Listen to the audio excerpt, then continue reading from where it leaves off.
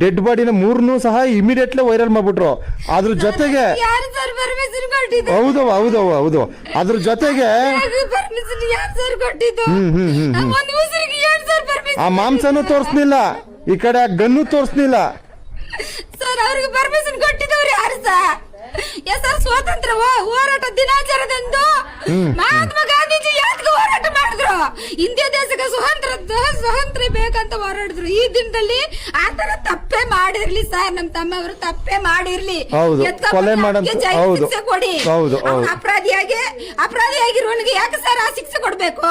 ಖಂಡಿತಮ್ಮ ಅಪರಾಧಿ ಇದ್ರೆ ಜೈಲ್ ಶಿಕ್ಷೆ ಏನಂತಿದ್ದಿಲ್ಲ, ಯಾವ ಕಾನೂನು ಇದೆಯಲ್ಲ ಆ ಕಾನೂನು ಪ್ರಕಾರ ಜೈಲ್ ಶಿಕ್ಷೆ ಕೊಡ್ಲಿ. ಅವನಿಗೆ ಶೂಟಿಂಗ್ ಮಾಡ್ಲಿಕ್ಕೆ ಅವ್ನು ಪ್ರಾಣ ತಗೊಳ್ಳಿಕ್ಕೆ ಯಾರು ಅವನಿಗೆ ಪರ್ಮಿಷನ್ ಕೊಟ್ಟಿದ್ದು?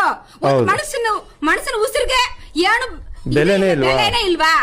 ಪ್ರಾಣಿಗಳಿಗೆ ಬೆಲೆ ಇದೆ, ವನ್ಯಜೀವಿಗಳಿಗೆ ಬೆಲೆ ಇದೆ, ಮನುಷ್ಯನಿಗೆ ಬೆಲೆ ಇಲ್ವಾ? ನಮ್ಮ ತಮ್ಮನ ಉಸಿರಿಗೆ ಮೂರ್ ಜನನ ಉಸಿರು ತಗೋಬಿಟ್ಟಿದ್ದಾರೆ. ಅವರಿಗೆ ನ್ಯಾಯ ಬೇಕು. ಖಂಡಿತ ತಾಯಿ. ಫಾರೆಸ್ಟ್ ಅವರು ಇಷ್ಟು ದಿನ ಬಂದು ಮುಂದ್ಗಡೆ ಮಾತಾಡಿಲ್ಲ ಅಂತ ಹೇಳ್ತಾರೆ. ಸ್ಟ್ರೈಕ್ ಮಾಡ್ಕೊಂಡು ನಮ್ ತಮ್ಮವ್ರು ಹೆಂಡತಿ ಇಬ್ಬರು ಮಕ್ಳು ಹೆಣ್ಣು ಮಕ್ಕಳನ್ನು ಕೂರ್ಸ್ಕೊಂಡು ಅಣೂರು ಬೀದಿಯಲ್ಲಿ ಕುರ್ಚಾಡ್ಕೊಂಡು ಕೂತಿದ್ದಾಳೆ.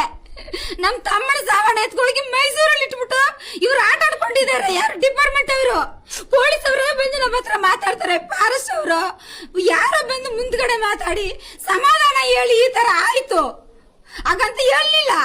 ಯಾಕೆ ಸಾಯಿಸಿದ್ರು? ತಮ್ಮನ ಸಾಯಿಸಕ್ಕೆ ಕಾರಣ ಏನು? ಆ ಕಾರಣ ತೋರಿಸ್ಬೇಕು. ಖಂಡಿತ ತಾಯಿ, ಖಂಡಿತ ಖಂಡಿತ. ನನ್ನ ತಮ್ಮನಿಗೆ ನ್ಯಾಯ ಬೇಕು ಸರ್. ತಮ್ಮ 2 ಮಕ್ಕಳು ಮಕ್ಕಳು ಎಲ್ಲಿದಾರವ? ಅವರಲ್ಲಿದ್ದಾರ ಸರ್? ಒಂದು 4ನೇ ಕ್ಲಾಸ್, ಒಂದು 2ನೇ ಕ್ಲಾಸ್. ಏಜ್ ಎಷ್ಟು? 35 ಅಂದ್ರು ಪಾಪ.